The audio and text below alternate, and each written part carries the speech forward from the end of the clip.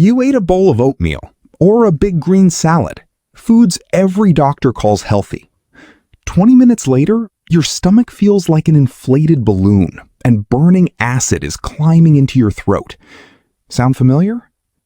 Millions of people blame their stomach and reach for antacid after antacid for months, sometimes years, with no lasting relief. But gastroenterology tells a different story. A large share of stubborn, treatment-resistant reflux doesn't start in the esophagus at all. It starts lower down, in the small intestine, with a condition called Small Intestinal Bacterial Overgrowth, or SIBO. Here's the reassuring part. Your stomach isn't broken. Once you understand how misplaced gut bacteria build gas pressure that forces your esophageal valve open from below, you can target the actual root cause. Coming up, the real biology behind SIBO reflux, 3 gut health myths that make it worse, a complete step-by-step protocol to calm the pressure, the clinical options your doctor may use, and the red flags you should never ignore. Stay for the protocol. Most people get one specific step backwards. If clear, evidence-based breakdowns like this help you, tap like and subscribe to Dr.PureHealth so you don't miss the next one. Quick note before we start. This video is educational only and doesn't replace a personal medical evaluation. Always consult a gastroenterologist for gut microbiome testing or treatment. Now, let's look at the science. To understand why gut bacteria can trigger reflux, look at the sharp divide between your small intestine and your large intestine. Your large intestine, the colon, is built to house trillions of bacteria that ferment fiber. Your small intestine is built to do the opposite, absorb nutrients in a relatively low bacteria environment. In SIBO, bacteria from the colon migrate backward, past the ileocecal valve, into the small intestine, a space they were never meant to occupy in large numbers.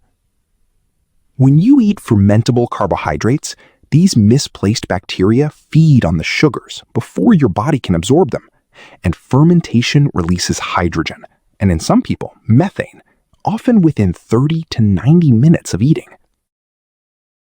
Because the small intestine is a narrow, closed tube, that gas has nowhere to go. Pressure builds quickly and pushes upward against the stomach. Enough pressure can force the lower esophageal sphincter open from below, sending acid and enzymes upward. That's the mechanical bottom-up reflux pattern many patients describe. Bloating first, burning second, often triggered by the very foods considered healthiest. So, what allows bacteria to end up somewhere they shouldn't be? 2 systems normally prevent this. First, stomach acid, which sterilizes food before it reaches the small intestine. Second, the migrating motor complex, or MMC, a cleansing wave that sweeps leftover food and bacteria down into the colon between meals. When either system weakens, bacteria survive and take hold.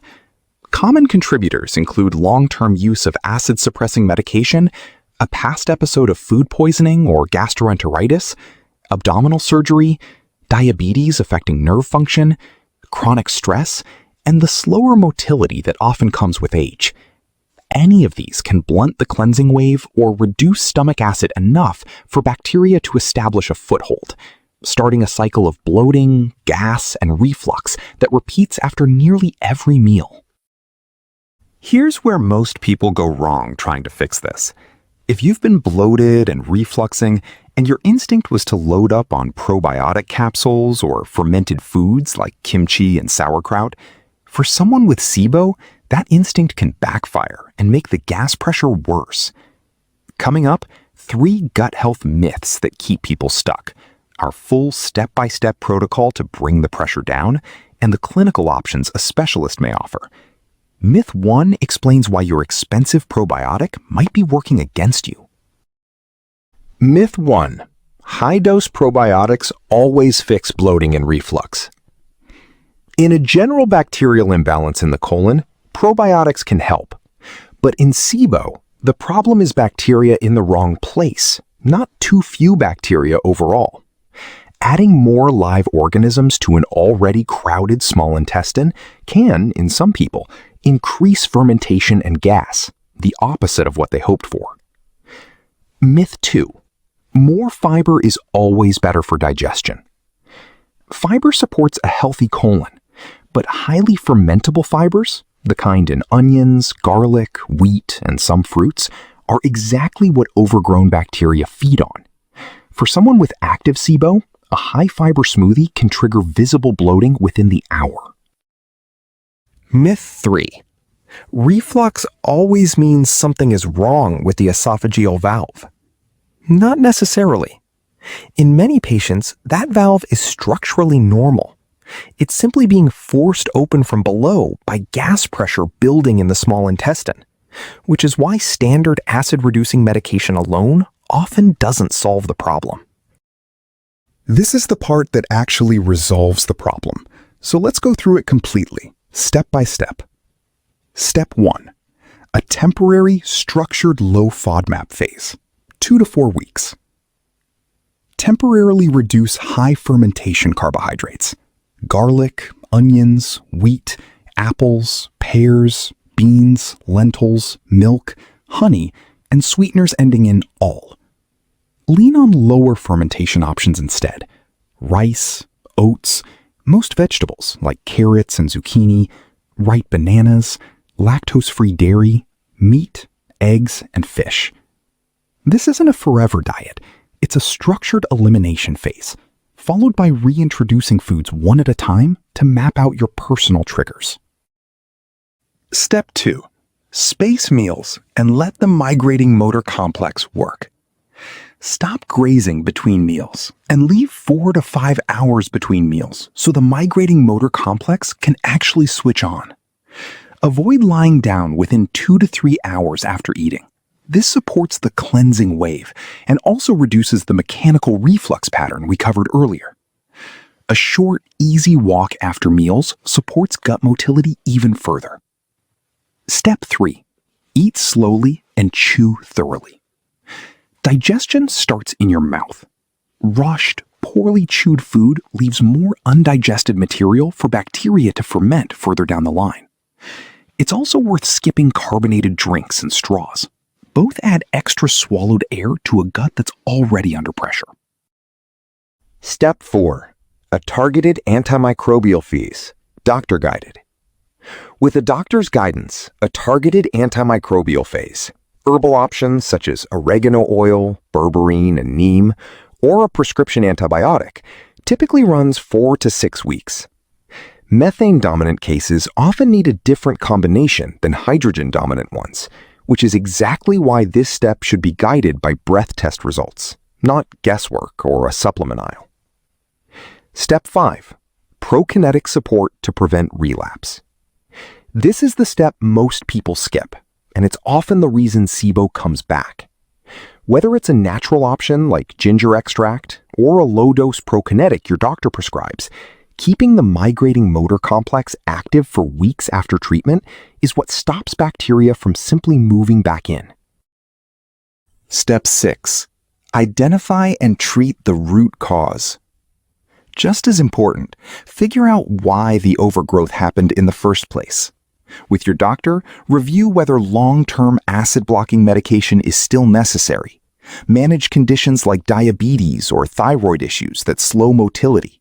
Address chronic stress, which directly suppresses your gut's cleansing wave. And check for any structural changes from past surgery. Skip this step, and every other step is just a temporary patch. Step 7.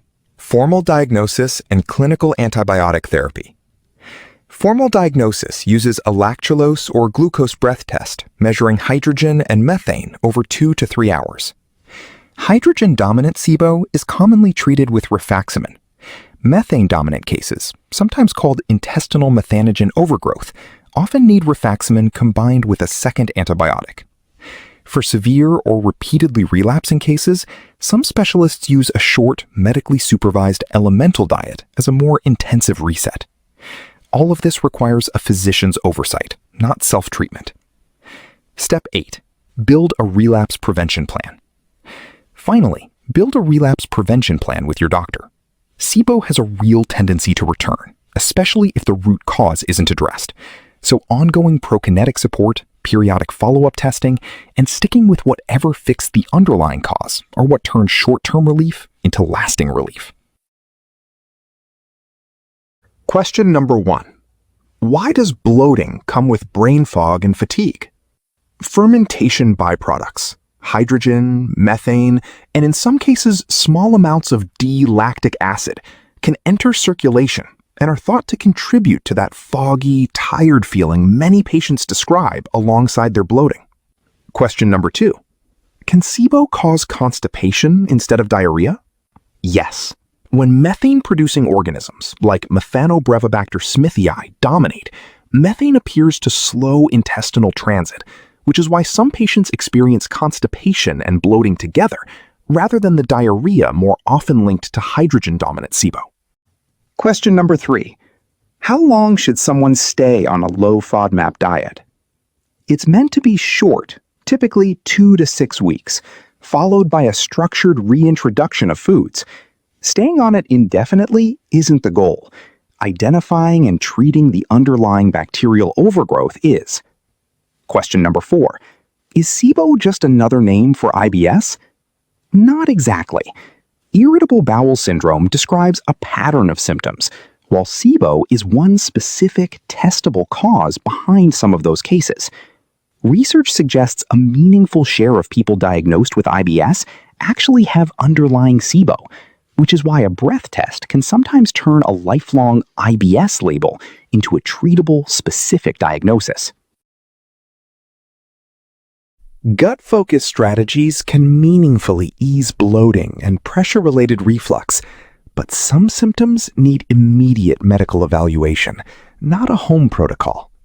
See a doctor promptly for severe or persistent abdominal pain, diarrhea lasting more than 2 weeks or signs of dehydration, blood in your stool, whether bright red or dark and tarry, fever alongside severe bloating, unexplained iron deficiency anemia, or unintended rapid weight loss. These can signal conditions like inflammatory bowel disease or celiac disease, which need their own specific workup and treatment, not a microbiome reset. Reflux isn't always a top-down acid problem. For many people, it's gas pressure building from below, and addressing that pressure under proper medical guidance can bring real, lasting relief.